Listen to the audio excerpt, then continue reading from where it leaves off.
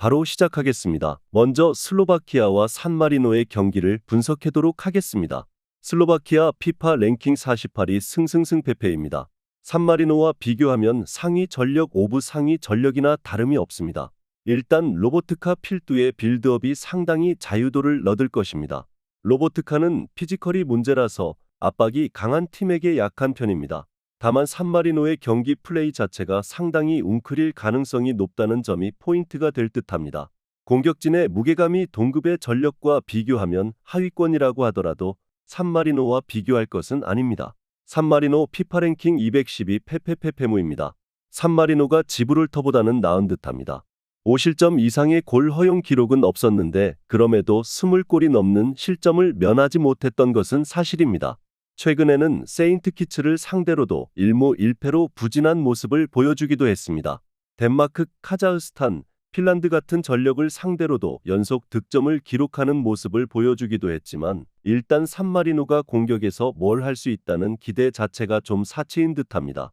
일단 상대가 웅크리는 것 말고는 할 게 없는 상태입니다. 그나마 동전력과 비교하면 공격진의 무게감이 떨어지는 것은 사실이라고 하더라도 산마리노와 비교하면 전력에서 큰 우위일 것입니다. 로보트카 위주의 1차적인 빌드업이 상당히 날개를 다는 매치가 될 것입니다. 슬로바키아의 승리를 예상합니다. 다음은 덴마크와 스웨덴의 경기를 분석해 보도록 하겠습니다.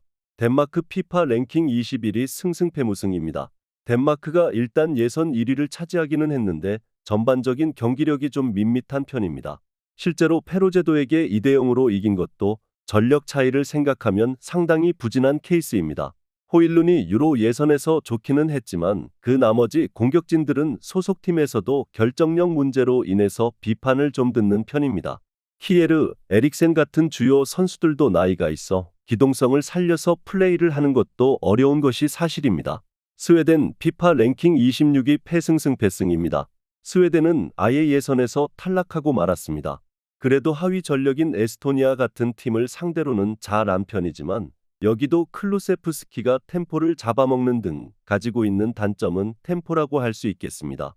사실 경기력에서도 기복이 상당한 편인데 원정에서는 아제르바이잔에게 0대3으로 지는 등 전력이나 경기력 자체가 선수들의 이름값에 걸맞지 않는 모습을 보이기도 했습니다. 일단 공격진의 이름값은 뛰어나지만 전반적인 경기력이나 템포라는 면모가 경기를 밋밋하게 만드는 양상이 있습니다. 전반적으로 하위 전력을 상대로도 두 팀이 기복이 상당히 큰 편입니다. 언더 2.5 양상 속 무승부를 예상합니다. 다음은 노르웨이와 코소보의 경기를 분석해 보도록 하겠습니다. 노르웨이 피파 랭킹 47위 패승무패무입니다. 기복이 제법 큰 편입니다. 물론 홀란드가 있는 상황에서는 전반적으로 결과나 득점력을 잘 챙기는 편입니다. 지난 3월 평가전에서는 라르센과 보부가 꽤 좋은 활약상을 선보이기도 했습니다.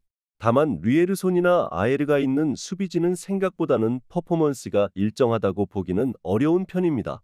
때문에 노르웨이의 공격력에 비해서 수비진의 퍼포먼스를 기대하기에는 좀 어렵습니다.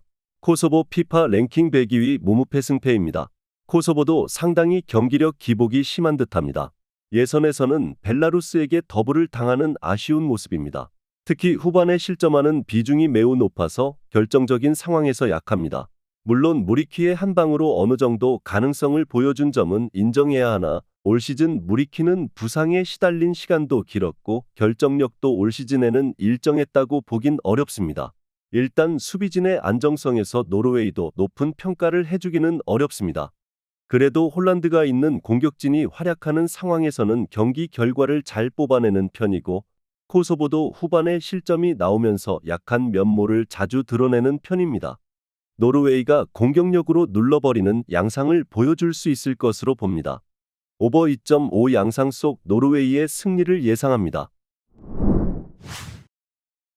마지막으로 벨기에와 몬테네그로의 경기를 분석해 보도록 하겠습니다.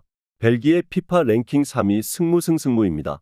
체급에서는 당연히 벨기에가 앞선 듯합니다. 유로 예선에서도 무패로 1위를 차지하는 모습입니다. 다만 22골 중 14골을 루카쿠가 몰아서 넣는 등 전반적인 원맨팀 양상을 돌파하는 것에는 아직 한계가 있습니다. 벨기에가 아일랜드와 0대 0으로 비긴 것도 실망스러웠고 전반적으로 아제르바이잔을 5대 0으로 대파한 것 이외에는 공격에서 뚜렷한 모습을 잘 보여주지 못하고 있는 것도 사실입니다. 몬테네그로 피파 랭킹 72 승패 무패승입니다. 몬테네그로의 경우는 요베티치의 지휘와 무고사의 마무리가 주 패턴입니다.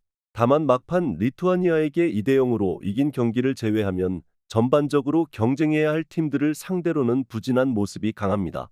그나마 수비적으로 안정세를 보이는 경우도 있기는 했는데 이 평가전을 앞두고는 마루시치의 부상과 사비치의 명단 제외 등 수비진의 다소 변화가 큰 모습입니다.